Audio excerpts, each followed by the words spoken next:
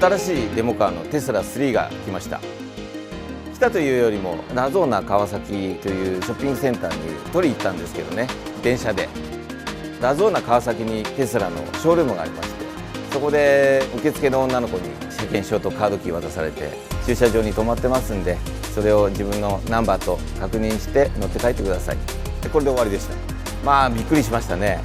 アメリカのレンタカーのハーツ、行ったことある人は分かると思うんですけど、ハーツの受付と一緒、キー渡されて駐車場に止まっているから乗ってっていいよ、そんなノリでした。よくあるですね、納車式ですとか花束渡してとかいうスタイルの日本車の納車に慣れてる人は驚くかもしれない。新しいもん好きだからですかね。テスラって電気自動車ってことだけじゃなくて、アプリとか買い方とか新しいじゃないですか。それをちょっと体験してみたくて、だから購入の時自分で探して乗ってってくださいっていうのも楽しんで体感できました。実は2年ほど前に日産のリーフを購入したんですけれども、それが当初300キロ走るってことで買ったんですけど、全然走らず、営業とか遠出には全然無理だったんです。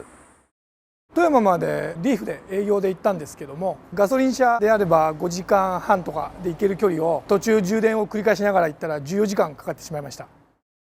リーフは機能とかすごく頭良かったんですね。ですけど営業には行けないなと思いまして、それで自分用にテスラ S を1年半ほど前に購入したら600キロ走るっていうことで、それで営業でも大丈夫だなっていうことでテスラ3をエアフォースのデモカーに今回しようと思い立ったわけです。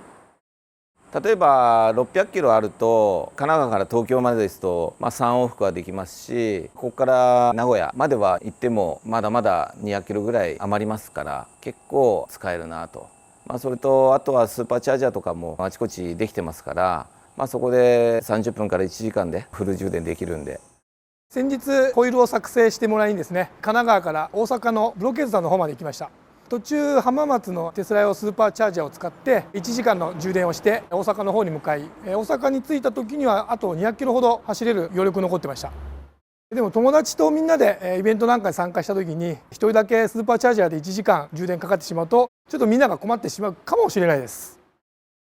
これはモデル S なんですけれども、まず純正のエアサスがついてます。ローからベリーハイまで4段階のメモリが内蔵されてます。あとですね、運転モードっていうところのパネルなんですけども、これはモデル S の 100D っていうロングレンジの真ん中のグレードになるんですけど、ステアリングモードがコンフォートと標準とスポーツで、加速もコンフォートと標準、回生ブレーキも低と標準、このぐらいしか走行モードの設定がないんですね。エアサスはモデル S は純正がついています。モデル3はバネサスです。それの違いなんですけども、機能は3の方がかなり多いっていうことでご紹介します。はい、こちらがモデル3です。パフォーマンスというグレードになります。こちらの方はいろんな機能がついてまして、通常のですね、運転モードでいきますと、コンフォート、標準、スポーツ、加速もスポーツとコンフォートと分かれている。で、なおかつこちらの方で装備されているのがカスタマイズっていうところで、トラックモードっていうのがあるんですね。このトラックモードっていうのがレース場とかそういうところで使うモードになってまして、レースに即した装備がついてるっていう形になります。トラックモードの他にカスタマイズっていうところでハンドリングのバランスとかスタビリティアシストっていうような機能がついてますね。ここにですね、レースをプリセットですとかドリフトプリセット、いろんなですね、このセッティングができるようになってます。S と違って3は走りを楽しむモードがたくさんあります。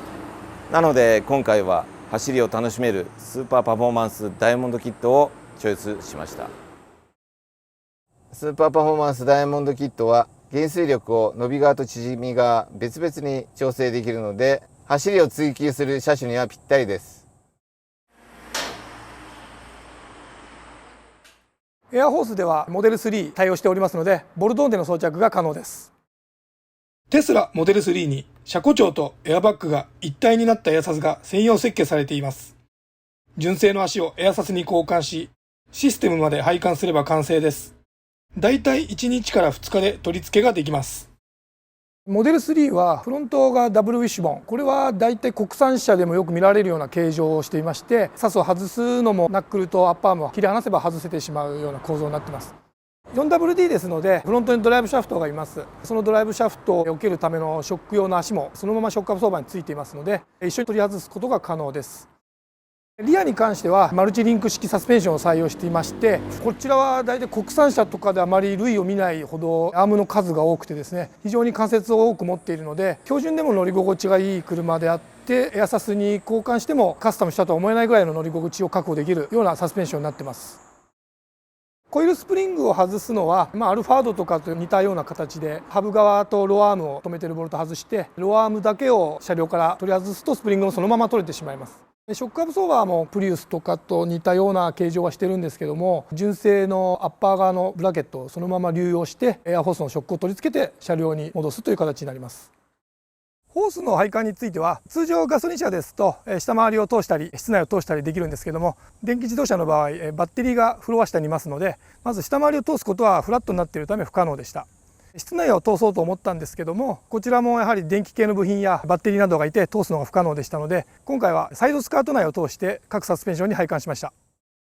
タンクを固定する場所なんですけども、当初はトランク側の方で固定しようかという話も出てたんですが、寸法を測ったところ、ボンネット内の小さなスペースにちょうどタンクとコンプレッサー、ECU、電磁弁などがすっぽり収まるような寸法でしたので、付属ボードをですね、テスラのトランクルームに合わせてカットしてそのまま乗せることができました。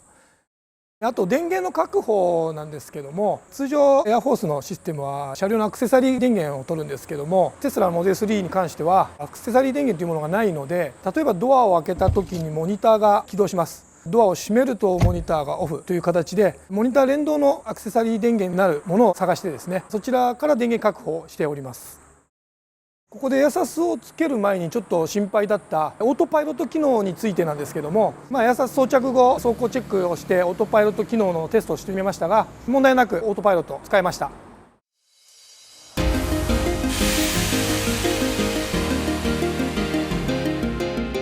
モデル S の純正エアサスは前後ストローク4センチ、エアホースのストロークはフロント 12.5 センチ、リア 14.5 センチ確保できました。